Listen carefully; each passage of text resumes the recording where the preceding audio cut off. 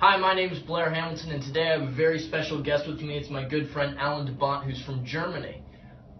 Welcome, Alan. Thank you for having me. Now, today I think it would be great if we could talk about the differences of Germany and the United States. Obviously, there must have been some things you went through as you came over, some culture shock, and then kind of going back to see what was better, what's not as good, and I was wondering, when you first got here, what was the biggest shock to you?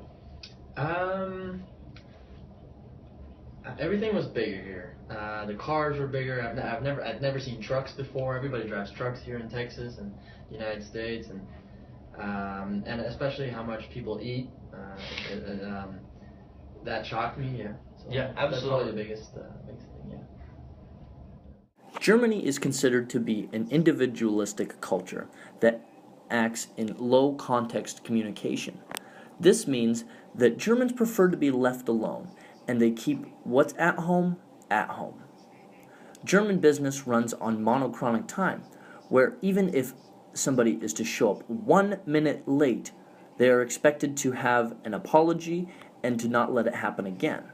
Well, like you said, everything's bigger in Texas, and that goes along with football. I mean, you got the Texans, you got the Katy up there in high school. Of course, the U of H Cougars, go Cougs, let's go. And over in Germany, you've got your own type of football. Why don't you tell me about the relationship? Was it different for you going to American football games? I know you're a very big football fan. Yeah, definitely. I mean, soccer or European football. I used to go every week with my dad and my grandpa back home. And coming here, soccer is not big at all, and you have this American football. And in the beginning, I really didn't like it. The atmosphere was totally different. It was less hostile than back home. It was all more friendly.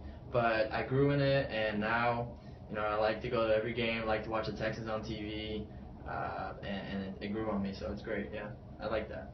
That's great. Sports are definitely important here in the United States, especially in Texas and over in Germany and Europe.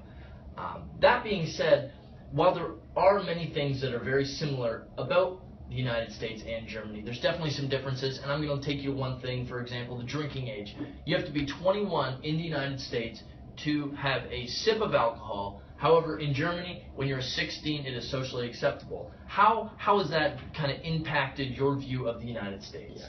I think this is just a parental role. If you're 16 and you want to have a beer, then I think that is definitely possible. And here in the United States, 21 is just it's above the limits. I mean, there's so many things you can do before 21. Yeah, definitely. I mean, you can drive a car when you're 16. To get your driver's license when you're 16, you can go to war when you're 18 and die for your country. But having a sip of beer is impossible here. So that's I just think that. Yeah, no, I totally understand how somebody coming from there could view that. Do you think that having the access to alcohol earlier in your life maybe leads to alcoholism? No, not at all. I would say the other way around. I think if you start at the age of 16, you'll make some really dumb mistakes when you're 17, 18, and your parents still look over you. But if you're 21 and you had never had a beer before, and you're in college, you're going to do some way more stupid stuff than you did when you were 17, when your parents were still in charge.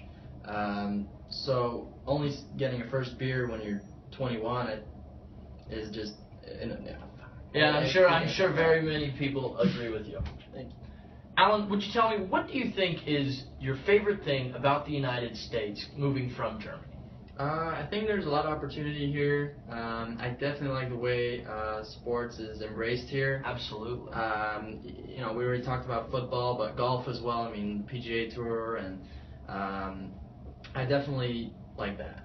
Absolutely. Well, thank you so much for joining us. We really appreciate it. Thank you. And good luck this season. Thanks.